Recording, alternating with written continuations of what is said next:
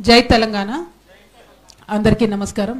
Media మిత్రులకి, media ద్వారా ఈ ప్రెస్ మీట్ చూస్తున్నటువంటి వనపర్తి జిల్లా ప్రజలకు, తెలంగాణ బిడ్డలకు అందరికీ కూడా హృదయపూర్వకంగా నమస్కారాలు. తెలంగాణ జాగృతి జనం బాట అనేటటువంటి కార్యక్రమంలో మరి గత నెల 25వ తారీఖు నుండి కంటిన్యూస్గా తెలంగాణలో ఉన్న అన్ని జిల్లాల్లో ప్రయాణం చేస్తూ ఆయా జిల్లాల్లో అనేక రోజుల నుండి అపరిష్కృతంగా ఉన్నటువంటి సమస్యలన్నిటి మీద ప్రజల దగ్గరికి వెళ్ళి తెలుసుకుంటూ మాట్లాడుతూ వాటికి పరిష్కారాలు ఎతికేటటువంటి ప్రయత్నం తెలంగాణ జాగృతి చేస్తున్న సంగతి మీ అందరికీ తెలిసిందే. మరి అందులో భాగంగా ఏ జిల్లాకు వెళ్ళినా పోయినమా వచ్చినమా అన్నట్టు కాకుండా అక్కడికి వెళ్ళి అక్కడే 2 రోజులు ఉండి ఆ 2 రోజుల్లో ఆ సమస్యలను క్షేత్రస్థాయిలో వెళ్ళి తెలుసుకొని బాధితుల నుండి కంప్లీట్ అవగాహన తీసుకొని వాటి మీద పోరాటం చేయడానికి తెలంగాణ జాగృతి సన్నద్ధమైంది. ఈ గత కొన్ని రోజులలోనే అనేక అంశాలు మేము మాట్లాడి ప్రభుత్వం మీద ఒత్తిడి తీసుకొచ్చినటువంటి అనేక అంశాలు కూడా పరిష్కారమైనాయని చెప్పి చాలా సగర్వంగా మీ అందరికి కూడా నేను తెలియజేస్తూ ఉన్నాను. అదేవిధంగా మరి వనపర్తి జిల్లా అంటే సంస్కృతికి పెట్టింది పేరు, సాంస్కృతిక వారసత్వానికి, సాంస్కృతిక సంపదకు పెట్టింది పేరు. చాలా రోజుల క్రితం వచ్చినటువంటి అనేక పెద్ద పెద్ద కవులు ఈ ప్రాంతాన్ని చూసి వనపర్తి అంటే అన్నీ కూడా సమృద్ధిగా ఇక్కడ దొరికేటటువంటి ఒక పట్టణం, మరి ఇంత మంచి ప్రదేశం ఇక్కడ ఉంది అని చెప్పి ఏనుగుల వీరస్వామి అనేటటువంటి పెద్ద మనిషి రాసిన చాలా పాత పుస్తకాలలో కూడా చెప్పబడి ఉన్నది. 100 ఏండ్ల చరిత్ర ఉన్నటువంటి ప్రదేశం. ఆనాడు ఉన్నటువంటి సంస్థానాధీశులు వాళ్ళందరూ కూడా సాహు మహారాజ్ యొక్క స్ఫూర్తితోని మరి ఆనాడే విద్యా సంస్థలు పెట్టించి రిజర్వేషన్లు ఇచ్చి ఎస్సీ బీసీ మైనారిటీ అందరూ కూడా చదువుకోవాలని చెప్పి పెద్ద ఎత్తున ఒక మంచి సామాజిక స్పృహను కనబరిచినటువంటి సంస్థానం. ఒక పక్క సాహిత్యం, ఒక పక్క కట్టడాలు, ఇంకొక పక్క సామాజిక స్పృహ, ఇంకొక పక్క చదువు, అన్నిటికన్నా మించి రైతులు బాగుండాలని పెద్ద పెద్ద వాటర్ ప్రాజెక్ట్స్ కట్టించి చాలా సీరియస్గా ప్రజల సంక్షేమం కోసం పనిచేసినటువంటి ప్రదేశం వనపర్తి ప్రదేశం. మరి అప్పటి నుండి ఇప్పటి వరకు కూడా ప్రత్యేకతను చాటుకుంటుంది. మేము హైదరాబాద్లో ఎవరన్నా వనపర్తిలో వస్తే కలవంగానే అనుకుంటాం వీళ్ళు వనపర్తి నుంచి వచ్చిరని. ఎందుకంటే చాలా చాలా పొగరుగా, చాలా చాలా ఆత్మగౌరవంతో, చాలా కాన్ఫిడెన్స్తోని ఇక్కడ ప్రజలు మాట్లాడతారు. డబ్బు ఉందా లేదా అన్నటువంటిది పక్కన పెడితే ఆత్మగౌరవానికి పెట్టింది పేరుగా వనపర్తి జిల్లా ఉంటుందని చెప్పి మేము హైదరాబాద్లో ఉన్న ప్రతి ఒక్కరం కూడా అనుకుంటాం. వారిని చూడగానే గుర్తుపడతాం, ఈజీ గుర్తుపట్టడం వనపర్తి వాళ్ళు అంటే. మరి అటువంటి వనపర్తిలో నిజంగా నిన్నటి నుంచి చూస్తుంటే కొన్ని సమస్యలు చాలా బాధ అనిపించినటువంటి పరిస్థితి. ఎందుకంటే ఈ వనపర్తిలో తెలంగాణ కోసం కొట్లాడినాం, అనేక మంది ఉద్యమకారులు ఉన్నారు. ఆ ఉద్యమకారులు నిన్న వస్తూ ఉంటే మా తమ్ముడు మహేష్ అని ఉంటాడు, ఫస్ట్ విగ్రహం పెట్టిండు పాపం వనపర్తిలో. ఇప్పటికి కూడా అదే విగ్రహం దగ్గర పోయి అందరూ తెలంగాణ తల్లికి దండేస్తారు. మహేష్తోనే నిన్న కూడా పోయి అక్కడ తెలంగాణ తల్లికి దండేసి మరి అక్కడి నుంచి మొత్తం అన్ని కార్యక్రమాలు చేసుకుంటూ ముందుకొచ్చినాం. మరి తెచ్చుకున్నటువంటి తెలంగాణలో 10 సంవత్సరాలు జరగాల్సినంత జరిగిందా వనపర్తిలా అంటే కొద్దిగా బాధతోనే చెప్పాలి, జరగలేదనే చెప్పాల్సినటువంటి సందర్భం. ప్రత్యేకించి మేము ఎంటర్ అవడమే అంటే ఇప్పుడున్నటువంటి వనపర్తి జిల్లాలో మన అమరచింత ఉన్ను ఆత్మకూరు మండలాలకు వెళ్ళలేదు. మేము నారాయణపేటకు వెళ్ళినప్పుడు అటు కవర్ చేద్దామని అటు వెళ్ళలేదు. ఇప్పుడు మాత్రం దేవరకద్రలో ఉన్నటువంటి మండలాలు, అట్లనే మన పానుగలు, మన కొల్లాపూర్కి సంబంధించిన మండలాలు, వనపర్తి నియోజకవర్గానికి సంబంధించినటువంటి మండలాలన్నీ కూడా కవర్ చేసుకుంటూ వచ్చినాం. సీను రండి, ఇటు రండి, సీనుకు ప్లేస్ ఇవ్వండి అన్న, కూర్చోబెట్టుకోండి. మా నారాయణపేట జిల్లా అధ్యక్షుడు రండి. అయితే నిన్న ఎంటర్ అవడమే కొత్తకోట మండలానికి వచ్చినాం. కొత్తకోటలో చేనేత కార్మికులు వాళ్ళ పరిస్థితిని వెళ్ళి చూడడం జరిగింది. చేనేత కార్మికుల కోసం మనం అంతకుముందు తెలంగాణ రాకముందు కూడా మరి భిక్షాటన చేసి కేసీఆర్ గారు ఉమ్మడి రాష్ట్రంలో మా చేనేత పరిస్థితి ఇట్లా ఉంది అని చెప్పినటువంటి సందర్భాన్ని కూడా మనం గమనించుకున్నాం. సో రాష్ట్రం వచ్చిన తర్వాత కొన్ని కార్యక్రమాలు చేపట్టుకున్నాం. ఒక్క చేనేత కార్మికుడికే కాదు, ఆయన దగ్గరుండే 2 హెల్పర్స్ కూడా కలిపి మన కేసీఆర్ గారు పెట్టినటువంటి పథకాలు ఉన్నాయి. కాంగ్రెస్ ప్రభుత్వం రాగానే ఆ పథకంలో చేనేత కార్మికుడికి ఇంకా 2 సహాయకుల దగ్గర ఒక సహాయకుని తీసేసి ఒక్కరికే ఇవ్వడం జరుగుతూ ఉంది. రైట్ నౌ మీరు చూసుకుంటే ఉమ్మడి మహబూబ్ నగర్ జిల్లాలో చేనేత భరోసా కింద దాదాపు 8,891 మంది జూలైలో దరఖాస్తు చేసుకుంటే, అంటే 2024 జూలైలో దరఖాస్తు చేసుకుంటే ఇప్పటి వరకు ఏ ఒక్కరికి కూడా సహాయం అందలేదన్నది వాస్తవం. అదేవిధంగా ఈ పథకం కింద మగ్గానికి ఒక్కొక్క కార్మికుడికి 18,000, సహాయానికి ఒక్కొక్కరికి 6,000 చెల్లిస్తారు. కానీ అందులో ఒక హెల్పర్ని తీసేసిండు, అంటే ఒక 6,000 డైరెక్ట్గా లాస్ చేసిండు. నిన్న పోయి నేను అక్కడ రాట్నం వడుక్కుంటూ కండలు చుట్టుకుంటూ కూర్చుంటే ముగ్గురు లేనిది అసలు బేసిక్ వర్క్ కూడా చేయలేం. చేనేతలో ముగ్గురు ఉంటేనే బేసిక్గా అన్ని వస్తువులు తయారవుతాయి. మళ్ళీ చీర నేసేటప్పుడు కూడా 2 మినిమం కావాలి. ఇవన్నీ ఆలోచించే బీఆర్ఎస్లో ఒక కార్మికుడు 2 హెల్పర్స్ అని చెప్పి ఫిక్స్ చేస్తే కాంగ్రెస్ రాగానే ఒక కార్మికుడు వేతనాన్ని తీసేయడం జరిగింది. ఇది చాలా అన్యాయం. వాస్తవ పరిస్థితుల్ని, క్షేత్రస్థాయిలో పరిస్థితులు చూసుకొని చేసి ఉంటే బాగుండేది. ఇది చేనేత కార్మికులకు చాలా దుఃఖాన్ని మిగులుస్తుంది. 6,000 లాస్ అంటే ఒక్క చీర నేసిన కష్టం లాస్ అని అర్థం. ఒక చీర నేస్తే కూడా 5,000 వస్తున్నాయి, 6,000 వస్తలేవు. కాబట్టి ప్రభుత్వం దీని మీద ఆలోచన చేసి తక్షణమే ఇంకొక హెల్పర్ జీతం యాడ్ చేయాలని చెప్పి నేను డిమాండ్ చేస్తున్నా. అట్లానే మన వనపర్తి కాన్స్టిట్యున్సీలో 755 మంది చేనేత కార్మికులు దరఖాస్తు చేసుకున్నారు. వాళ్ళు ఎదురు చూస్తున్నారు సహాయం కోసం, వారికి ఇంతవరకు రాలేదు. అట్లానే ఉమ్మడి మహబూబ్ నగర్ మొత్తం కూడా కలిపితే దాదాపు 10 కోట్ల రూపాయల వరకు బాకీలు ఉన్నాయి. ఇది వెంటనే రిలీజ్ చేయవలసిందిగా ప్రభుత్వాన్ని నేను డిమాండ్ చేస్తూ ఉన్నాను. అట్లనే 2017 నుంచి 2024 ఏప్రిల్ వరకు చేనేత కార్మికులు తీసుకున్న ₹1,00,000 రుణం మాఫీ చేస్తామని చెప్పి ఈ కాంగ్రెస్ ప్రభుత్వం చెప్పింది. దానికి 33 కోట్ల రూపాయలు అవుతాయి. అది వెంటనే ఆ రుణమాఫీ చేయాలని చెప్పి నేను ప్రభుత్వాన్ని డిమాండ్ చేస్తూ ఉన్నాను. ఒక్క మన వనపర్తిలోనే దాదాపు 20-25 మంది వరకు ఆ రుణమాఫీ కోసం ఎదురు చూస్తున్నారు. రుణమాఫీ చేయాలని కోరుతున్నాను చేనేత కార్మికులకు సంబంధించి. అదేవిధంగా చేనేత కార్మికుల 8% పొదుపు చేస్తే ప్రభుత్వం దాన్ని డబుల్ చేయాలి, 16% యాడ్ చేయాలి. కానీ ఇంతవరకు ఈ 20 నెలల్లో, ఈ కాంగ్రెస్ వచ్చిన 20 నెలల్లో ₹1 అంటే ₹1 కూడా చేనేత కార్మికుల కోసం యాడ్ చేస్తలేరు. ఇది కరెక్ట్ కాదు. వారి దుఃఖం ఇంకా తీరలేదు, వారు ఇంకా కష్టాల నుంచి బయటికి రాలేదు. కాబట్టి ప్రభుత్వం చాలా సీరియస్గా చేనేత కార్మికుల మీద డిమాండ్ చేస్తూ ఉన్నాం. అక్కడి నుంచి కొత్తకోట నుంచి మేము కానాయపల్లి అనే గ్రామానికి పోయినాం. కానాయపల్లి గ్రామానికి మీ వనపర్తి పూర్వ ఎమ్మెల్యే మన రావుల చంద్రశేఖర్ రెడ్డి అన్న వాళ్ళ సొంత ఊరు. అక్కడ శంకర సముద్రం అనేటటువంటి ప్రాజెక్ట్ ఉన్నది. ఈ స్టోరీ మీకు నాకంటే ఎక్కువ తెలుసు. 20 ఏళ్ల నుంచి మీరు అనేక మంది మాట్లాడుతుంటే విన్నటువంటి స్టోరీ లాగున్నది. కానీ నేను ఒక 10 ఏళ్ల కింద అక్కడ బతుకమ్మ ఆడుకోవడానికి వచ్చిన. అప్పుడు అసలు ఈ సమస్య గురించే తెలియదు నాకు. బతుకమ్మ ఆడుకొని వెళ్ళిపోయినాం. చేస్తున్నారు నాకు, మీరు వచ్చిపోయినారు 10 ఏళ్ల కిందట, మీరు వచ్చి ఆడిపోయిన ప్రదేశం అంతా మునిగిపోయిందని చెప్పి చెప్తున్నటువంటి సందర్భం. కానీ ఈ 10 ఏళ్లలో కూడా ఎంత దారుణం అంటే తెలంగాణ వచ్చిందే ఇట్లాంటి భీమా, నెట్టెంపాడు, కల్వకుర్తి పెండింగ్ ఉన్న ప్రాజెక్ట్స్ ఫినిష్ చేయడానికి. ఈ కానాయపల్లి అనేది భీమా ఫేజ్ 2లోకి వస్తుంది. దాన్ని ఒక 500 మీటర్స్ బండ్ పెంచాలి. ఆల్రెడీ 2004-05లోనే ఆ ఊర్లో ఉన్న వాళ్ళందరికీ కూడా కాంపెన్సేషన్ ఇవ్వడం జరిగింది. ఓన్లీ రీహాబిలిటేషన్ R&R కాలనీ కట్టియాక మాత్రం 20 ఏళ్ళు అవుతుంది. ఆ 20 ఏళ్లలో కూడా ఘోరం ఏంటంటే గేట్లు అధికారులు ఇష్టం ఉన్నప్పుడు ఎత్తుతారు, ఇష్టం ఉన్నప్పుడు ఆపుతారు. దాంతో నీళ్ళన్నీ వెనకకు తట్టి సగం ఊరికి నీళ్ళు వస్తున్నాయి.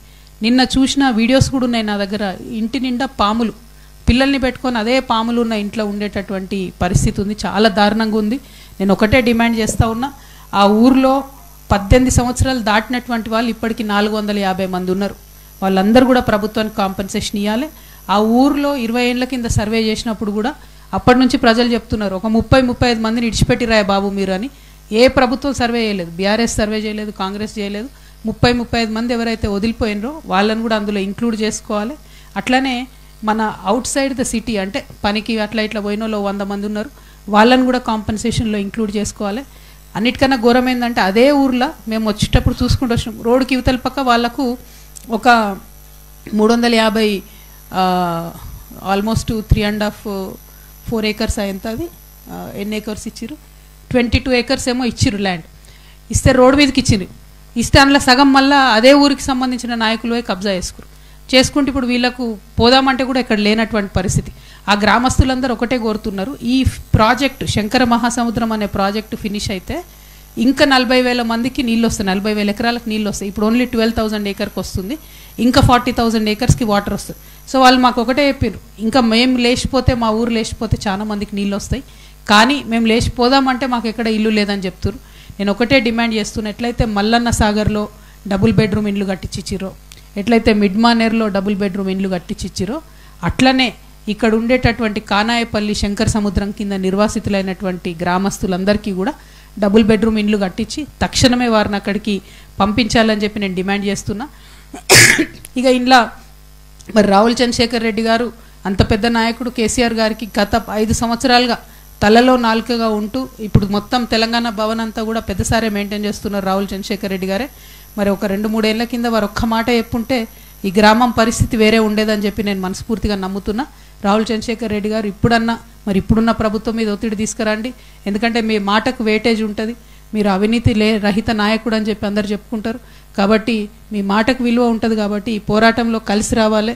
పెద్దలు రావుల చంద్రశేఖర్ రెడ్డి గారు ముందు నిలబడాలని కూడా నేను డిమాండ్ చేస్తూ ఉన్నాను.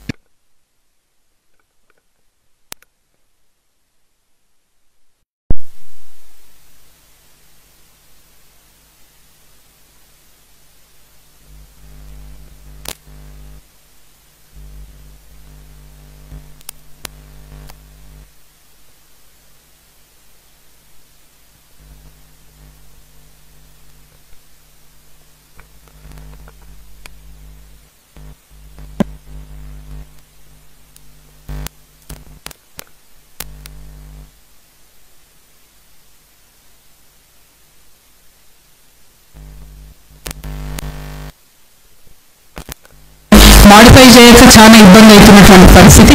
మరి రేవంత్ రెడ్డి గారేమో ధరణిని బంగాళాఖాతంలో వారేసి భూమాత తెస్తా అని చెప్పారు. భూమాత తెచ్చిరు. ఇప్పుడు ఆ భూమాతలో కూడా వీళ్ళ తలరాత అయితే మారతలేదు. మరి కనీసం ఇప్పటికన్నా ఆ రైతులకు 200 మంది రైతులకు న్యాయం చేయాలని చెప్పి నేను కలెక్టర్ గారిని డిమాండ్ చేస్తూ ఉన్నాను. కలెక్టర్ గారికి దీని మీద ప్రత్యేకించి నేను ఉత్తరం కూడా రాసి ఈ విషయాన్ని ఫాలో అప్ చేస్తాను. అయితే ఇక్కడ ఒక గమ్మత్ విషయం ఏంటంటే డేటా తప్పుపడుతున్న సందర్భంలో 4 ఎకరాలు ఉన్న ఒక సామాన్య రైతుకి గవర్నమెంట్ జాబ్ ఉందని పడ్డదట. ఇప్పుడు ఆయన పంచాయతీ పెడుతుంది నాతోని, అక్క నాకు గవర్నమెంట్ జాబ్ ఇప్పిండ్రు. మరి ఎందుకంటే గవర్నమెంట్ జాబ్ వస్తుంది కాబట్టి నాకు రైతు బంధు వస్తలేదు, ఏం పథకాలు వస్తలేవు అని చెప్పి ఆయన అడుగుతున్నారు. సో ప్రభుత్వాన్ని నేను డిమాండ్ చేస్తున్నా, అయితే ఆ రైతు రికార్డు సరిచేయండి, లేకపోతే ఆయన గవర్నమెంట్ జాబ్ అన్న ఇవ్వండి, ఏదో ఒకటి చేయండి అని డిమాండ్ చేస్తున్నా. అదే ఊరిలో కడకుంట్లలో పెద్ద చెరువు అని ఇంకో చెరువు ఉంది. పాపం 3 సార్లు ఈ సంవత్సరంలో 3 సీజన్లలో 3 సార్లు ఆ పెద్ద చెరువు నీళ్లు వెనక్కిదాన్ని చాలామంది రైతుల భూములు మునిగిపోయినాయి. కనీసం ఎంఆర్ఓ గారు కూడా పోయి ఆడ రాసుకుంటలేరు భూమి మునిగిపోయింది, పంట నష్ట పరిహారం ఎట్లా అని. ఇదేదో ప్రకృతి వైపరీత్యంతో మునిగిపోయింది కాదు. ఇంతకుముందు ఏదైతే కానాయిపల్లి రిజర్వాయర్లో వాటర్ గేట్లు ఎత్తలేదన్నామో అవే వెనక్కి దాన్ని ఈ కడకుంట్లలో ఉన్నటువంటి పెద్ద చెరువు వెనక్కి కొట్టి భూములు మునిగిపోయినాయి. అంటే ఇది కంప్లీట్గా ప్రభుత్వం యొక్క తప్పు. నష్టపోతుంది ప్రజలు, కానీ నష్టపరిహారం జోలికి కూడా పోతలేరు. దాని మీద ఆలోచన చేయవలసిందిగా నేను ప్రభుత్వాన్ని డిమాండ్ చేస్తూ ఉన్నాను. ఆ తర్వాత మదర్ అండ్ చైల్డ్ హాస్పిటల్కి పోయినాం. మదర్ అండ్ చైల్డ్ హాస్పిటల్లో పాపం డాక్టర్లు నర్సులు వాళ్ళ కెపాసిటీకి మించి కష్టపడి పనిచేస్తూ ఉన్నారు. కానీ సివియర్ అండర్ స్టాఫింగ్ ఉన్నది, తక్కువ మంది డాక్టర్లు ఉన్నారు. గైనకాలజీలో చాలా ఇబ్బంది పడుతున్న పరిస్థితి కనిపిస్తుంది.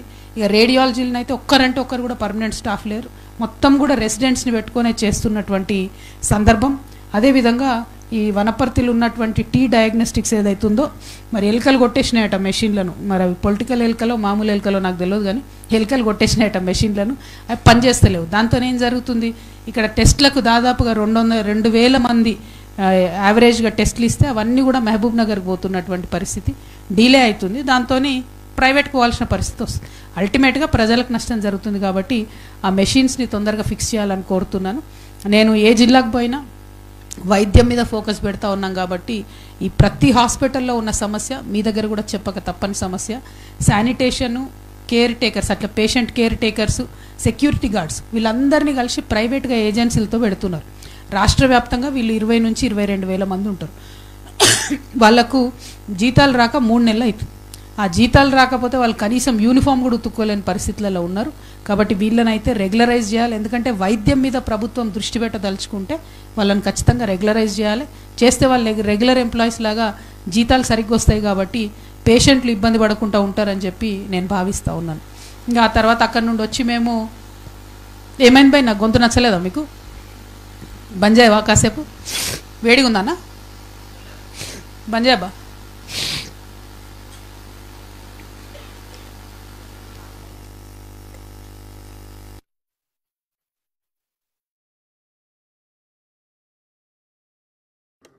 వింతలన్నీ మీ వనపర్తిలో చూసిన నేనైతే. ఒక దగ్గరనేమో ఎలకలు వైర్లు కొడతాయి, ఇంకో దగ్గరనేమో ఎండ బాగుందని చెప్పి గొడవ అయిపోయింది. నేను ఏం చేయాలి? నేను ప్రపంచంలో ఎక్కడ చూడాలి ఇటువంటి పెబ్బేరు మార్కెట్లో ఆడ రైతులందరూ పాపం వడ్లెండ పోసుకొని ఉంటే వాళ్ళని పలకరిద్దామని పోయినాం. పోతే ఆడ గోడౌన్ కాలిపోయింది. ఇదేంటి అంటే 5,000 మెట్రిక్ టన్నులు స్టోర్ చేసే గోడౌన్ కాలిపోయింది. అది ఓన్లీ ఎండలు ఎక్కువైనాయని కాలిపోయినాడు. మరి సేమ్ అట్లాంటిదే పక్కకి ఇంకో గోడౌన్ ఉంది, అదైతే కాలిపోలేదు. సో మరి అది ఎందుకు కాలింది ఏంది అన్నది మాత్రం ఎంక్వైరీ జరగాల్సినటువంటి అవసరం ఉన్నది. నేనైతే చూడంగానే డైరెక్ట్గా ఏదో దాల్ మే కుచ్ కాలా హై అని మాత్రం అనిపించింది. क्या बोलते हैं, क्या काला है कौन ढूंढना, तो वो हालत है वनपर्ती में. अब मेगा रेड्डी साहब के ज़माने में जल गया ये बोल के उन्हों बोल रहे, नहीं उनके ज़माने में जल गया बोल के इन्हों बोल रहे. सच क्या है मुझे पता नहीं है. వనపర్తి ప్రజలకు తెలుసు. నా రిక్వెస్ట్ ఏంటంటే గోడౌన్ ఎందుకు గాలింది, తద్వారా లాభపడి ఇన్సూరెన్స్ తెచ్చుకున్నది ఎవరు, ఆ విషయం మీద డెఫినెట్గా ఎంక్వైరీ జరగాల్సిందని నేను కోరుతా ఉన్నాను. అదేవిధంగా వడ్లు మొత్తం వనపర్తి జిల్లా అంతా కలిపి 2 లక్షల ఎకరాలలో ఈసారి వరి సాగు చేస్తే 4.5 లక్షల టన్నుల ధాన్యం వస్తుందని చెప్పి ప్రభుత్వం ఒక ఎస్టిమేట్ చేసి 3.5 లక్షల టన్నుల ధాన్యం మేము కొంటామని చెప్పారు. అంటే 3.5 లక్షల టన్నుల ధాన్యం కొనాలంటే మినిమం 1000 నుంచి 1200 కొనుగోలు కేంద్రాలు కావాలి. కానీ ప్రభుత్వం ఇప్పటివరకు తెరిచిందని 330 కొనుగోలు కేంద్రాలు మాత్రమే తెలిసి 35,000 క్వింటాలు మాత్రం కొన్నారు. అంటే మీ టార్గెట్లో ఓన్లీ 10% కొన్నారు. మీరు ఎందుకు ఇట్లా చేస్తున్నారు అని అంటే బోనస్ ఇవ్వాల్సి వస్తుంది కాబట్టి కొంటమన్న దాంట్లో 10%, 20% కొనడము, మిగతా వాళ్ళు రైతులు అలసిపోయి మధ్యలో దళారులకు అమ్ముకొని వెళ్ళిపోవడం. ఎంత దారుణం అంటే 17% తేమ వరకు అలౌ చేస్తామని చెప్పేమో మినిస్టర్లు చెప్తారు, సీఎం చెప్తాడు. ఇక్కడనేమో వాళ్ళు కాంటాలు పెడతలేరు. కనీసం అంత పెద్ద మార్కెట్లో కాంటాలు పెట్టలేదు. చాలా అన్యాయంగా ఉంది. 20-25 రోజుల నుంచి పంటను మీద పెట్టుకొని పడగాపులు కాస్తున్న రైతులు ఉన్నారు. దయచేసి ప్రభుత్వం సీరియస్గా స్పందించాలి, వెంటనే కొనుగోలు ప్రారంభించాలని చెప్పి నేను ప్రభుత్వాన్ని డిమాండ్ చేస్తున్నా. పాతపల్లికి వచ్చినాం. నెక్స్ట్ అక్కడి నుంచి పెబ్బేరు మార్కెట్ చూసి ఆడ ఒక 50 డబుల్ బెడ్రూమ్ ఇళ్ళ కోసం కట్టించిండ్రు. కానీ ఇంతవరకు వాటిలోకి ఫినిష్ చేస్తలేరు. కాంట్రాక్టర్ ప్రాబ్లం అని చెప్తున్నారు. గమ్మత్ ఏంటంటే ఆ కాంట్రాక్టర్ పోయి ఆ డబుల్ బెడ్రూమ్ ఎవరికైతే 50 మందికి వచ్చిందో వాళ్ళందరినీ కూర్చోబెట్టి ఒక్కొక్క బెనిఫిషియరీ దగ్గర 85,000 రూపాయలు తీసుకోవడం జరిగింది. అది అందరూ చెప్తున్నారు. కాంట్రాక్టర్ ఊటా పైసలు ఎందుకు తీసుకున్నాడు ఇప్పటివరకు అర్థమైతే లేదు. ఎందుకంటే ఆల్రెడీ ఆయన గవర్నమెంట్ నుంచి రావాలి పైసలు, కాంట్రాక్టర్ పైసలు తీసుకున్నాడు. మరి ఆ కాంట్రాక్టర్ ఎవరు, అది తీసుకున్నది ఎవరు, సరే తీసుకున్నాడు కట్టాలి కదా కనీసం అని చెప్పి ప్రజలు అడుగుతున్నారు. కాబట్టి దీని మీద వెంటనే అధికారులు దృష్టి పెట్టాలి, కలెక్టర్ గారు దృష్టి పెట్టాలి. పాతపల్లి డబుల్ బెడ్రూమ్ విషయాన్ని నేను కూడా పర్సనల్గా కలెక్టర్ గారికి లెటర్ రాయడం జరుగుతుంది.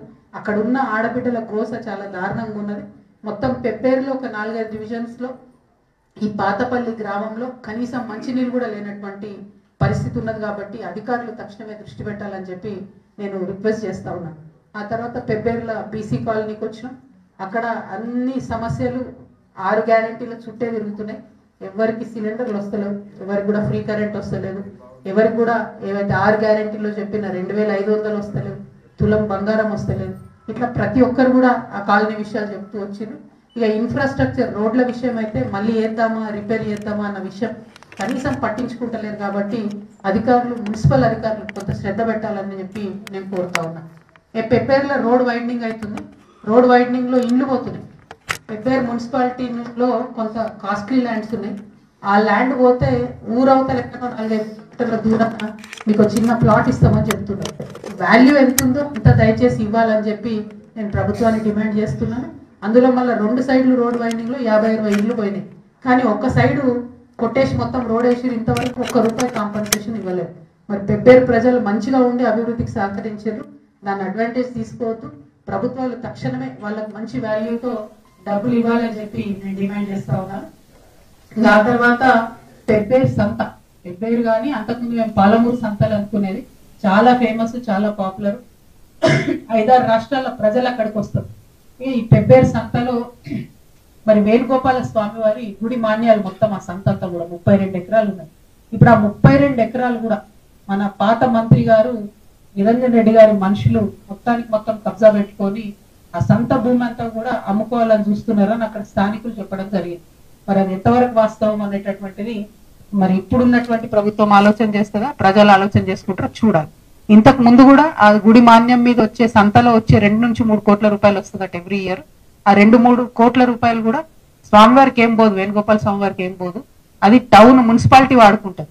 కానీ ఇప్పుడు పరిస్థితి ఏంటంటే మొత్తం 32 acres ప్రైవేట్ ల్యాండ్ అని చెప్తున్నారు. చెప్తే మొత్తం పెబ్బేరులో ఉండే ఆర్థిక వ్యవస్థ అంతా దెబ్బతింటది. ఆ సంత మీద ఆధారపడి అనేక మంది ఉంటారు, చిన్న చిన్న వ్యాపారాలు చేసుకునే వాళ్ళు ఉంటారు. కాబట్టి మొత్తం పెబ్బేరు ఎకనామీ అంతా కూడా డిస్టర్బ్ అవుతుంది. కాబట్టి ఆ 32 acres కి సంబంధించి కనీసం దేవుడి గుళ్ళన్నా సిగ్గుపడి వదిలేయాలని చెప్పి నేను దాని వెనుక ఉన్నటువంటి పెద్ద మనుషులందరినీ కూడా హెచ్చరిస్తా ఉన్నాను. ఎందుకంటే ప్రజలైతే ఊరుకునే పరిస్థితి లేరు. అఖిలపక్షం పెట్టుకొని పోరాటాలు చేసిండ్రు, దాన్ని ఆపిండ్రు, సైట్ మీదకి పోతే అక్కడ గొడవ చేసి కూడా ఆపడం జరిగింది. కాబట్టి ఇది డెఫినెట్ గా ప్రజల నుంచి వస్తున్న విషయాన్ని హెచ్చరికగా భావించి ఆ కబ్జా కోర్లను సపోర్ట్ చేయడం పెద్ద పెద్ద నాయకులు బంద్ చేసుకోవాలని కూడా ఈ సందర్భంగా నేను డిమాండ్ చేస్తా ఉన్నాను. అట్లనే డంపింగ్ యార్డ్ పెబ్బేరులో తీసుకుపోయి మోడల్ స్కూల్ పక్కన పెట్టారు. పక్కనే స్కూల్, పిల్లలకు ఇబ్బందిగా ఉంది. దాన్ని దయచేసి తొలగించాలని కోరుతున్నాం. పెండింగ్ బ్రిడ్జెస్ ఉన్నాయి. ఇంట్రెస్టింగ్ ఉంది యాక్చువల్లీ. పెబ్బేరు నుంచి శ్రీరంగస్వామి టెంపుల్,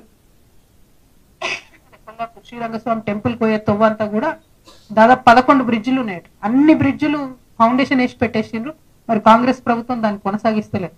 గవర్నమెంట్ అంటే ఏదైనా కంటిన్యూస్ ఉండాలి, ప్రజలకు ఇబ్బంది కావద్దు, దయచేసి దాన్ని కొనసాగించాలని చెప్పి నేను గవర్నమెంట్ ని కోరుతా ఉన్నాను. అదేవిధంగా మరి వనపర్తిలో కూడా సేమ్ స్టోరీ చెప్తున్నారు, కబ్జా స్టోరీ మార్కెట్ కి సంబంధించి. మరి కబ్జాలు ఏందో ఈ గోల్ ఏందో నాకు అర్థమైతలేదు. అది దీని గురించి ఎంక్వైరీ చేస్తా ఉంటే మీ జర్నలిస్టులకు ఇచ్చిన ఇండ్లు కూడా మళ్ళీ ఇప్పుడు వచ్చిన గవర్నమెంట్ కూడా తీసేసుకుందని చెప్పి తెలియజేస్తా ఉన్నారు. జర్నలిస్టులకు ఓన్లీ 2 దగ్గరలో నాకు తెలిసి ఇచ్చినాం. మా నిజామాబాద్ లో ఒకసారి 5 ఎకరాలు ఇచ్చినాం మేము. ఇస్తే దాన్ని కూడా ఇప్పుడు గవర్నమెంట్ రాగానే రద్దు చేసేసింది. ఇక్కడ ఒక 84-90 మందికి ఇస్తే ఇక్కడ కూడా గవర్నమెంట్ రద్దు చేసిందట. కాంగ్రెస్ గవర్నమెంట్ గుర్తు పెట్టుకోవాలి, జర్నలిస్టులతో పెట్టుకున్న వాళ్ళు ఎవరు బాగుపడలేదు చరిత్రలో. దయచేసి వాళ్ళకి ఇయ్యక అక్కడనో ఇక్కడనో ఇచ్చినటువంటివి వాళ్ళకి యాస్టీస్ గా ఉండేటట్టు చూడండి. సరే ఇంకెవరికన్నా రాలేదు అంటే ఇంకా కొన్ని యాడ్ చేసి ఇవ్వండి, కానీ ఇచ్చిన వాళ్ళకి గుంజుకోవడం అయితే చాలా దారుణం అని చెప్పి ఈ సందర్భంగా నేను తెలియజేస్తున్నాను. మరిగా ముఖ్యంగా తెలంగాణ తెచ్చుకున్నదే నీళ్లు, నిధులు, నియామకాలు అనేటటువంటి కాన్సెప్ట్ తో. సో పాలమూరు రంగారెడ్డి కంప్లీట్ అయితే మొత్తం ఉమ్మడి మహబూబ్ నగర్ జిల్లాకు బెనిఫిట్ అవుతుంది అనుకున్నాం. రేవంత్ రెడ్డి గారు ఎప్పుడు ఒక మాట చెప్తా ఉంటాడు, నేను ఇదే జిల్లాలో పుట్టినా, ఇదే జిల్లాలో పెరిగినా, నేను పాలమూరు పులిబిడ్డనని చెప్తా ఉంటాడు. మరి పాలమూరు రంగారెడ్డి ప్రాజెక్ట్ కి అప్పుడు 33,000 కోట్లతో ప్రారంభమైన ప్రాజెక్టు ఇప్పుడు 52,000 కోట్లకు చేరుకున్నది ఎస్టిమేట్. కేసీఆర్ గారు ఉన్నప్పుడే 20,000 కోట్ల వరకు ఖర్చు పెట్టేయడం జరిగింది. ఇంకా కొంత అదనంగా ఫండ్స్ పెట్టుకుంటే కనీసం సగం కన్నా నీళ్ళు వస్తాయి. అంటే యాక్చువల్గా 9 లక్షల ఎకరాలకు నీళ్లు రావాలి. రేవంత్ రెడ్డి గారు ఇంకా కొంచెం అదనంగా ఒక 10,000 కోట్లు ఖర్చు పెడితే సగం అట్లీస్ట్ 4.5 లక్షల ఎకరాలకు నీళ్ళు వచ్చే ఆస్కారం ఉన్నది. అంటే ఒకటే ఒక పెండింగ్ పాయింట్ ఏంటంటే Narlapur reservoir to Yedula reservoir ఒక 3.5 కిలోమీటర్ల స్ట్రెచ్ ఫినిష్ చేస్తే ఆల్రెడీ ఒకసారి వెట్రన్ చేసి ఉన్నారు. శ్రీశైలం నుంచి ఒక టీఎంసీ ఎత్తిపోసారు. కాబట్టి అట్లీస్ట్ ఒక సగం 4.5 లక్షల ఎకరాలకు మాత్రం నీళ్ళు వస్తాయి. దాని మీద దృష్టి పెట్టాలని చెప్పి నేను కోరుతా ఉన్నాను. నేను ఏదుల రిజర్వాయర్ కి ప్రెస్ మీట్ తర్వాత వెళ్ళడం జరుగుతుంది. అక్కడ ఊర్లు అన్ని కూడా R&R ప్యాకేజ్ అంతా కూడా ఇచ్చున్నాం, అయినా కూడా కంప్లీట్ కాలేదు. మరి అంతకుముందు నిరంజన్ రెడ్డి గారు ఏదుల రిజర్వాయర్ పూర్తి చేసి 1,00,000 ఎకరాలకు నీళ్ళు ఇస్తా అని చెప్పిండ్రు. వారు కూడా పూర్తి చేయించలేకపోయినరు. మరి ఒక్క అదనపు ఎకరానికి కూడా నీళ్ళు లేకుండా, ఒక్క ప్రాజెక్టుకు నీళ్ళు లేకుండా నిరంజన్ రెడ్డి గారు ఆయనకైనా పేరు నీళ్ళ నిరంజన్ రెడ్డి అని పెట్టుకున్నారట. మరి అది ఎందుకు పెట్టుకున్నారు నాకైతే ఇంతవరకు అర్థం కాలేదు. కనీసం ఒక్క ఎకరానికైనా నీళ్ళు ఇవ్వాలి కదా. పాత ఈ చెరువులు, కుంటలు ఇదివరకు ఉన్నాయే వాటి కనెక్టివిటీ చేసేసుకొని నేనే నీళ్ళు ఇచ్చేసిన అని చెప్పి పేరు పెట్టుకున్నారు. అది కరెక్ట్ కాదని చెప్పి నేను భావిస్తా ఉన్నాను. మరిగా ముఖ్యమంత్రి గారు ప్రధానంగా ఇవాళ ఒక మాట చెప్తుంటాడు పదే. ఇక్కడ ఆ మాట చెప్పాలి. ఏమంటాడు ఆయన, నేను అచ్చంపేటలో పుట్టినా, వనపర్తిలో చదివినా, కొడంగల్లో గెలిచినా, అంటే నాకు మొత్తం మహబూబ్ నగర్ జిల్లాతో సంబంధం ఉందని చెప్తా ఉంటారు. మరి అలా వనపర్తిలో మీరు చదువుకుంటే, మేము ఇప్పుడే కాలేజ్కి పోయేస్తున్నాం, పాలిటెక్నిక్ కాలేజ్కి, రాజావారి కోట అది ఆయన అప్పుడు డొనేషన్ చేసినటువంటిది. మరి ఎందుకోసము దాన్ని మీరు పట్టించుకుంటలేరు? బీఆర్ఎస్ గవర్నమెంట్ ఇదివరకు 23 కోట్లతో జీవో ఇస్తే కాంగ్రెస్ గవర్నమెంట్ రాగానే క్యాన్సిల్ చేసేసి, ఎందుకు అవసరమేముంది? మీకు 23 కాకపోతే 100 కోట్లు ఇవ్వండి. అల్టిమేట్ గా పాలిటెక్నిక్ కాలేజ్ని దయచేసి కాపాడండి. ఎందుకంటే 850 మంది పిల్లలు ఉన్నారు. అందులో ఆడపిల్లలకు హాస్టల్ లేదు, మగ పిల్లలకు హాస్టల్ లేదు. ఘోరమైన పరిస్థితి ఉంది. బీఆర్ఎస్ కూడా ఏం మొదటి నుంచి ఇవ్వలే, చివరి 1 ఇయర్ ముందు గవర్నమెంట్ లోంచి దిగిపోయే ముందు అప్పుడు ఇచ్చిండ్రు. అది కూడా జీవో ఇచ్చినాక ఓన్లీ 8 crores టెండర్ అయింది. అందులో కాంగ్రెస్ గవర్నమెంట్ రాగానే 8 crores కూడా తీసిపడేసి. అంటే ఈ కక్షపూరితమైన వ్యవహారం వల్ల మధ్యలో ఎవరు సఫర్ అవుతారంటే పిల్లలు సఫర్ అవుతారు. అక్కడ ఎంత దారుణంగా ఉందంటే 50 మంది టీచర్లు ఉన్నారు. టీచర్లే చెప్తారు కనీసం ఇంకా 50 మంది కావాలి అని చెప్పి. కానీ ఆ స్టాఫ్ కొరత, మొత్తం ఎక్కి చూసినా ఎక్కడ చూస్తే అక్కడ పాములు, కంప్లీట్ గా అసలు వాడలేనటువంటి పరిస్థితుల్లో కూడా పాపం పిల్లలు సర్వైవ్ అవుతున్నారు. కాబట్టి దయచేసి ప్రభుత్వం దృష్టి పెట్టాలని చెప్పి కోరుతున్నాం. మాకు ప్రత్యేకించి తెలంగాణ జాగృతికి సాంస్కృతిక సంపదను కాపాడడం అనేది ప్రధానమైన అంశంగా ఇన్నేళ్లు మేము పనిచేసినాం. కాబట్టి ఫిబ్రవరి 13 వరకు ఈ ప్రభుత్వానికి మేము గడువు ఇస్తున్నాం. మీరు రంగులు వేయండి, రిపేర్ చేయండి. ఫిబ్రవరి 13 ఎందుకంటే అప్పటి వరకు మా జనంబాట కార్యక్రమం కొనసాగుతుంటుంది. కాబట్టి అప్పటి వరకు మీరు చేయకపోతే ఫిబ్రవరి 13 తర్వాత మేమే వస్తాం, మేమే రంగులు వేసుకుంటాం, మేమే రిపేర్ చేస్తాం, మేమే ప్రజలకు సౌలత అయ్యేటట్టు చేస్తాం.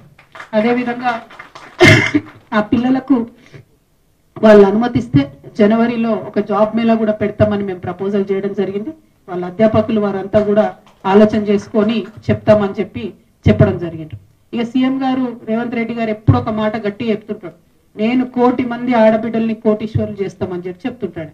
చెప్పి ఆయన ఒక 2 పథకాలు ప్రారంభించిండు. ఆ 2 కూడా మన ఉమ్మడి మహబూబ్నగర్ జిల్లాలో ప్రారంభించారు. కాబట్టి ప్రెస్ మిత్రుల దృష్టికి రావాలని చెప్తా ఉన్నా. ఒకటి, నేను ఆడబిడ్డలకు బస్సులు కొనిచ్చిన అని చెప్తున్నా. ఈ బస్సులు అనేటివి మండల సమాఖ్య ఆధ్వర్యంలో కొంటున్నారు.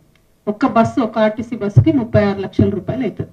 36 లక్షల రూపాయల్లో గవర్నమెంట్ ఏం చేసిందంటే 30 లక్షలేమో ఫండ్ ఇచ్చి 6 లక్షలేమో మండల సమాఖ్య కలుపుకోవాలి. అంటే ఈ 36 లక్షలతోనే ఒక బస్సు కొంటారు.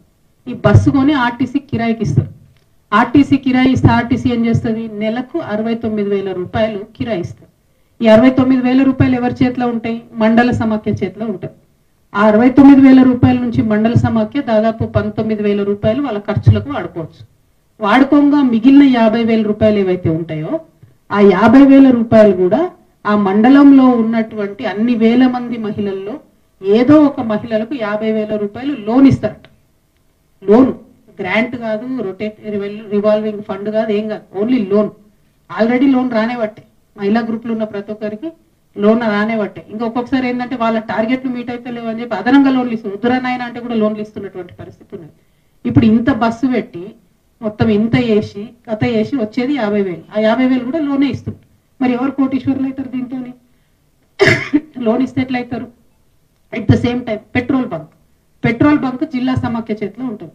ఆ వచ్చేటటువంటి ఏదన్నా 1 లక్షనో 2 లక్షలో మిగిలితే అది కూడా జిల్లా సమాఖ్య చేతుల్లో ఉంటుంది. మళ్ళీ దాన్ని కూడా ఏం చేస్తారు, ఆ జిల్లాలో ఉండే అన్ని వేల మంది మహిళలలో ఎక్కడో ఎవరో ఒకరికి లోన్ ఇస్తారు తప్పితే ఏమీ గ్రాంట్ కాదు. కాబట్టి మీరు ఏదైతే 1 కోటి మంది మహిళలను కోటీశ్వరులు చేస్తామని చెప్తున్నారో అదంతా ఉట్టి ట్రాష్. ఆడబిడ్డల్ని మోసం చేయడం తప్ప ఇంకోటి ఏం లేదు. రేవంత్ రెడ్డి గారు ఆడబిడ్డలు నిజంగా మీరు కోటీశ్వరులు చేయాలనుకుంటే రివాల్వింగ్ ఫండ్ ఇవ్వండి. ఒక్కొక్క ఆడబిడ్డ ఏదైనా చిన్న వ్యాపారం పెట్టుకోవాలంటే 5-6 లక్షల వ్యాపారం పెట్టుకోవాలంటే 3 to 4 lakhs మీరు ఫండ్ ఇచ్చేయండి. డైరెక్ట్ ఒక 2 lakhs లోన్ ఇవ్వండి. ఆమె ఎదుగుతుంది, ఏదైనా కొనుక్కుంటుంది, దాంతో కొంత డెవలప్మెంట్ అవుతుంది. అట్లా చేయలేకపోతే మీరు అబద్ధాలు చెప్పడం బంద్ చేయండి. కోటీశ్వర్లను చెప్తాం అని చెప్పి మసిబూసి మారేడుకాయ చేయడం కరెక్ట్ కాదు. మీరు నిజంగా అచ్చంపేటలో పుట్టి వనపర్తిలో చదివి కొడంగల్లో గెలిచిన అంటే అచ్చంపేటలో ఉన్న ఆడబిడ్డలకు తులం బంగారం ఇవ్వండి ఫస్ట్. వనపర్తిలో ఉండేటటువంటి ఆడపిల్లలకు స్కూటీలు ఇవ్వండి ఫస్ట్. కొడంగల్లో ఉన్నటువంటి మా మహిళలందరికీ కూడా 2,500 రూపాయలు ఇవ్వండి ఫస్ట్, మంత్లీ ఇస్తామనేది. అవి ఇస్తే వాళ్ళు ఏమైనా డెవలప్ అవుతారు. కానీ ఉట్టిగా అబద్ధాలు చెప్పడం చాలా దారుణం. ఇంకొకటి ఏం చేస్తున్నారు, మన తెలంగాణ బిడ్డలందరం బాగా సెంటిమెంటల్ పీపుల్. బతుకమ్మకు చీరలు ఇచ్చుకునేది ఇది వరకు, ఆయన అది తీసేసిండు. ఆయనకు అసలు సెంటిమెంట్ తెలంగాణతో మీ ముఖ్యమంత్రి గారికి సంబంధం లేదు. ఏంది సంబంధం ఆయనకు? ఇందిరమ్మని మస్కా కట్టాలి, ఇందిరమ్మ వాళ్ళ ఫ్యామిలీని మస్కా కట్టాలి. ఇప్పుడు ఇందిరమ్మ పేరుతో చీరలు ఇస్తున్నారు. సరే ఇస్తున్నారు, ఓకే. అందరికి ఇస్తున్నారు? లేదు, ఓన్లీ గ్రూప్లలో ఉన్న మహిళలకే ఇస్తారు. అంటే మరి వేరే ఆడబిడ్డల ఓట్లు అవసరం లేదా మీకు?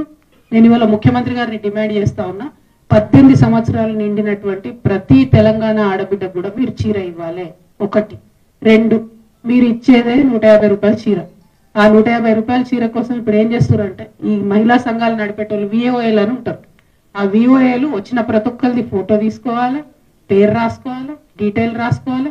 ఈ మాత్రం దానికి హైదరాబాద్ లో ఉన్న ఆడబిడ్డలు కూడా వనపర్తికి రావాలి, ఇక్కడ ఫోటో దిగాలి, తీసుకోవాలి. అంటే ఒక్కొక్కరికి ఒక్కొక్క అర్ధగంట పడుతుంది ఆ VOAలకి. సరే అర్ధగంట పట్టినా పని చేద్దామంటే ఇప్పుడు ప్రెషర్ ఏంది, రెండు రోజులలో మీరు చీరలు ఇచ్చేయాలి, ఎందుకంటే ఎలక్షన్ కోడ్ వస్తుంది. ఏమాగం ఇది. అంతకుముందేమో ఇందిరమ్మ పుట్టినరోజు దగ్గర నుంచి సోనియమ్మ పుట్టినరోజు దాకా వచ్చుతామన్నారు. అసలు వాళ్ళతో ఏం సంబంధం మనకు తెలంగాణకు? ఓ పండగకి ఇచ్చింది కాదు, దసరాకి ఇచ్చింది కాదు, దీపావళికి ఇచ్చింది కాదు, ఓ రంజాన్కి ఇచ్చింది కాదు, క్రిస్మస్కి ఇచ్చింది కాదు. ఈ ఇందిరమ్మ ఏంది, ఆ సోనియమ్మ ఏంది, మళ్ళీ మన ఆడబిడ్డలు ఇబ్బంది పెట్టడం ఏంది, ఇవన్నీ వేసి 150 రూపాయల చీర. అప్పుడు కూడా ఏం చేసినాం మనం ఇచ్చినటువంటి బతుకమ్మ చీరలు బీఆర్ఎస్ గవర్నమెంట్ లో ఆధార్ కార్డు పట్టుకొని ఇచ్చేసి అయిపోతుండే. దానికి ఏముంది, ఇంట్లో ముగ్గురు ఉంటే ఒక ఆమె 3 ఆధార్ కార్డులు వచ్చి తీసుకుపోతుంది. అలా పెద్ద విషయం ఏమున్నది, అది సెంటిమెంట్ లో చిన్న గిఫ్ట్ లాగా ఇచ్చే ముచ్చట. దాన్ని ఇంత కాంప్లికేట్ చేసి ఇంత ఒత్తిడి క్రియేట్ చేయడం అన్నది కరెక్ట్ కాదు. అన్నిటికన్నా ఎక్కువ నేను చాలా బలంగా నమ్మేది ఏంటంటే, ఇప్పుడు ముఖ్యమంత్రి గారు ఒక పథకం పెడుతుండే, ఏంటది, నేను 1 కోటి మంది ఆడబిడ్డల్ని గ్రూప్లలో వేస్తాడు. ఇది ఎందుకు కాదు, ఆడబిడ్డల పేరుతో లోన్లు తెచ్చుకోవాలా, ఆయన వాడుకోవాలా, కాంట్రాక్టర్లకు డబ్బులు ఇచ్చుకోవాలి. అంతకు మించి ఇంకో ఆలోచన లేదు. ఇప్పుడున్న గ్రూపులు పెంచండి, కానీ పెంచితే వాళ్ళకు ఉపయోగపడేటట్టు పెంచండి. మీకు ఉపయోగపడేటట్టు వాళ్ళ పేరు మీద మీ గురువు గారు లాగా ప్రపంచ బ్యాంకుకి మా తెలంగాణ ఆడబిడ్డల యొక్క శ్రమను కుదవబెట్టే పని చేయొద్దని చెప్పి నేను డిమాండ్ చేస్తా ఉన్నాను. ఇక వనపర్తి జిల్లాలో ఎక్కడ తిరిగినా నిన్నటి నుంచి తెలంగాణ వాదులు, ఉద్యమకారులు, బీఆర్ఎస్ పాత నాయకులు, కొత్త నాయకులు అందరూ కూడా బాధపడుకుంటూ ఫోన్ చేస్తున్నారు. నిరంజన్ రెడ్డి గారి వల్ల వనపర్తి జిల్లాలో మళ్ళా బీఆర్ఎస్ పార్టీ జన్మలో కోలుకోలేని దెబ్బ పడ్డది. ఆయన చేసిన అవినీతి, ఆయన చేసినటువంటి అన్యాయం, ఆయన బీసీల మీద పెట్టినన్ని కేసులు, ఆయన ఉద్యమకారుల మీద పెట్టినన్ని కేసులు, ఇవన్నీ ఒక్కొక్కరు చెప్పుకొని కళ్ళలో రక్తం వచ్చేటట్టు ఏడుస్తున్నారు.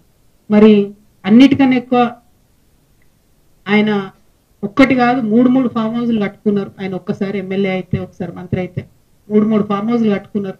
కట్టుకుంటే సరే కష్టార్జితం మీద కట్టుకున్నాడో, తన పిల్లలు పంపిస్తే కట్టుకున్నా అని ఆయన చెప్తున్నాడు. ఇబ్బంది లేదు, కానీ అందులో అసైన్ భూములు ఉన్నాయని చెప్తున్నారు. అందులో ఆర్డీఎస్ కోసం సేకరించినటువంటి భూములు ఉన్నాయని చెప్తున్నారు. మొత్తం కృష్ణా నది కంప్లీట్ గా ఒక కాలువ అంతా మీ ఫామ్ హౌస్ లకి వెళ్ళిపోతుందని చెప్తున్నారు. దాని మీద మరి ఎందుకు ఇప్పుడు కాంగ్రెస్ గవర్నమెంట్ ఎంక్వైరీ చేస్తలేదు? ఏం అండర్స్టాండింగ్ ఉన్నది? 101%. మరి నిరంజన్ రెడ్డి గారు చేసినటువంటి అవినీతి కేసీఆర్ గారికి తెలియదా? లేకపోతే ఈ అవినీతి పైదాకా పోకుండా హరీష్ రావు గారు కాపాడినరా? ఈ అవినీతి పైన తెలిస్తే కేసీఆర్ గారు నిరంజన్ రెడ్డికి టికెట్ ఇవ్వరని చెప్పి కాపాడినరా? ఇప్పుడైతే మీడియా ద్వారా నేను కేసీఆర్ గారి దృష్టికి తీసుకెళ్తున్నాను. ఇక్కడ ఏ ఒక్క చిన్న పిల్లగాని కదిలిచ్చినా కూడా గొల్లుమని చెప్పి ఆయన అవినీతి గురించి చెప్తా ఉన్నారు. ఘోరాతి ఘోరమైన అరాచకాలు జరిగినాయి ఇక్కడ. ఇట్లాంటి నాయకుల్ని ప్రజల మీద రుద్దడం ఎందుకు? ఉద్యమకారులను ఇబ్బంది పెట్టడం ఎందుకు? దయచేసి ఇట్లాంటి మనుషులు ప్రజా జీవితంలో ఉండకూడదండి. ఇంకా ఈయన మనిషి, ఈ పెద్ద మనిషి మా తండ్రి ఉంటాడని ఆయన ఇన్ని రోజులు ఏమనలే నేను. ఈయనేందో ఈమె పుచ్చు వంకాయ సచ్చు వంకాయ అనేదో మాట్లాడుతున్నట. నిరంజన్ రెడ్డి గారు, మీరు మా తండ్రి వయసులో ఉన్నారు కాబట్టి చాలా మర్యాద ఇచ్చి ఈ అంశాలన్నీ చాలా గౌరవంగా చెప్తున్నా నేను. మీరు అక్కడ లోకల్ ఎంఆర్ఓ ఆఫీస్ కాలబెడితే కూడా చూసుకుంటూ ఉండిపోయారట. మరి అది ఒకవేళ నిజంగా కేసీఆర్ గారికి తెలిసి ఊరుకుంటే మాత్రం 100% అది తప్పు అవుతుంది, అది కరెక్ట్ కాదు. ప్రజలు మంచి తీర్పు ఇచ్చారు. ఇంకా బీభత్సమైన మెజార్టీతో కొట్టేది ఉండే మిమ్మల్ని. ఇంకొకసారి నా మీద ఎటువంటి మాట్లాడితే తండ్రి వయసు అని కూడా చూడము, పిచ్చిగా మాట్లాడితే పుచ్చలేసిపోతా చెప్తున్నాను. సిన్సియర్గా సీరియస్గా ప్రజల సమస్యల మీద మాట్లాడుకుంటూ తిరుగుతుంటే ఎందుకంత భయం అవుతుంది మీకు? మీరు అంత తెలివితేటలు ఉన్నోళ్ళు అయితే, అంత గొప్పోళ్ళు అయితే, కేసీఆర్ గారు మీకు వ్యవసాయ శాఖ మంత్రి ఇస్తే ఎంత పని చేయాలి కాన్స్టిట్యున్సీకి? ఇట్లా పీడించుకొని తింటారా? ప్రజల రక్తం తాగుతారా మీరు? దేవుడు మాన్యాలు తింటారా ఎవరన్నా? దేవుడి గుడిని కబ్జా పెట్టుకుంటారా ఎవరైనా భూములు? పెబ్బేర్స్ అంతా మీకే కావాలి, వనపర్తి మార్కెట్ మీకే కావాలి, గద్వాళ్ళ భూములు మీకే కావాలి. ఏంది ఇది? అంతుండాలి కదా భూదాహానికి, ధనదాహానికి. మరి ఈ విషయం కేసీఆర్ గారికి తెలుసో తెలియదో నాకు తెలియదు. నేనైతే బలంగా ఇప్పటి వరకు తెలియదని అనుకుంటున్నాను. ఇప్పుడు మీ ద్వారా తెలియజేస్తున్నా, ఇటువంటి నాయకుల్ని ఏ పార్టీ కూడా సహకరించొద్దండి, కరెక్ట్ కాదు. అరే ఒక్కొక్కరు విషయం చెప్తుంటే 32 మంది బీసీ బిడ్డల మీద కేసులు పెడతారండి. ఒక్కసారి కాదు, 2 సార్లు జైలుకు పంపించారు ఒక్కొక్కరిని. అయితే ఏమన్యాయం ఇది? ఏమన్నా రాచరికమా? ఊరేస్తారా ఎందుకు? నెక్స్ట్ మళ్ళా మీరు ఇంకా నా మీద మాట్లాడు. తప్పు చేస్తే నోరు మూసుకొని ఉండాలి కదా, కరెక్టా ఇది? ఇట్లాంటి వాటిని సహకరించడం ఏ పార్టీలకు కూడా కరెక్ట్ కాదు. 1 కాదు 2 కాదు, ఇక చూస్తుంటే వెతుకుతుంటే అయితే దారుణమైన నిజాలు బయటపడుతున్నాయి. డెఫినెట్ గా ఈయన హరీష్ రావు గారు మనిషి కాబట్టి ఏమి చర్యలు ఈయన మీద కాంగ్రెస్ ప్రభుత్వం తీసుకుంటుందని నేను బలంగా నమ్ముతున్నాను. ఎన్ని ఎన్ని ఎన్ని ఎన్ని మాట్లాడిందండి రేవంత్ రెడ్డి గారు ఇక్కడికి వచ్చినప్పుడు? ఒక్క విషయంలో ఎంక్వైరీ చేసిరా? ఎన్ని టీవీ ఛానల్ వచ్చి స్టోరీలు చేసుకోపోయినాయి? ఏమైంది ఎంక్వైరీ మరి? ఇట్లా కరప్షన్ ఎంకరేజ్ చేసుకుంటూ పోతే తెలంగాణ ఉంటుందా? బాగుపడుతుందా ఎప్పటికన్నా? ఎందుకు మరి తెచ్చుకున్నది? కొందరి కోసమే తెలంగాణ. స్వర్గంలో ఉన్న పెద్ద మనిషి మీ మామగారు చూసి సిగ్గుపడుతుంటారు మిమ్మల్ని, నా పేరు చెడగొట్టిన బాబా. చాలా అన్యాయం. నేను చాలా రోజులు సైలెంట్గా ఉన్నా. మీరు మీ మనుషుల్ని పెట్టి మీరు మాట్లాడి ఎటువంటి ఎందుకు మాట్లాడాలి నా మీద? ఏం తెలుసు మీకు నా గురించి? నేను ఒక ఆడబిడ్డగా నన్ను ఒక పార్టీ నుండి ఒక్క మాట అడగకుండా నన్ను సస్పెండ్ చేస్తే నా పని నేను చేసుకుంటూ ప్రజల కష్టాలు తెలుసుకోవడానికి పోతున్నా. మీలాంటి వాళ్ళని నేను ఏమంటలేను కదా. చూసుకోవాలి కదా, అద్దాల మెడలు ఉన్నారు, వేల వేల మీద రాళ్ళు వేయొద్దు. దీనికి రిటార్ట్ మీరు ఇష్టం వచ్చినట్టు మాట్లాడితే బాగుండదు. నేను చెప్తున్నా, ఒళ్ళు దగ్గర పెట్టుకొని చేసిన అలిగేషన్కి జవాబు ఇవ్వండి. అంతేగాని విమర్శ చేస్తాం, పర్సనల్గా మాట్లాడతాం, ఆడపిల్ల కదా ఏమంటదిలే అనుకుంటున్నాం. ఊరుకునేది లేదు ఇక ముందు నుండి. మీరు చేసిన అన్యాయాలను చూస్తుంటే కింద చాలా చాలా దారుణమైన పరిస్థితులు ఉన్నాయి. ఈ వనపర్తిలో మాత్రం నిరంజన్ రెడ్డి గారు ఉంటే ఈ నాయకత్వంలో బీఆర్ఎస్ పార్టీ ఇక్కడ బతికి బట్టగట్టే క్వశ్చనే లేదు. నాకు పోయేదేం లేదు, నాకు బీఆర్ఎస్ పార్టీతో సంబంధం లేదు. కానీ ఉద్యమకారులు ఏడుస్తున్నారు, ఆ పార్టీలో ఉండలేక మింగలేక కక్కలేక చచ్చిపోతున్నారు. పెద్దసారికి తెలియదని నేను అనుకుంటున్నా, తెలిసేటట్టుగా చెప్తున్నా. దయచేసి ఇట్లాంటి వాళ్ళని మాత్రం ప్రజల మీద రుద్దడం అన్యాయం. Thank you. జై తెలంగాణ, జై తెలంగాణ.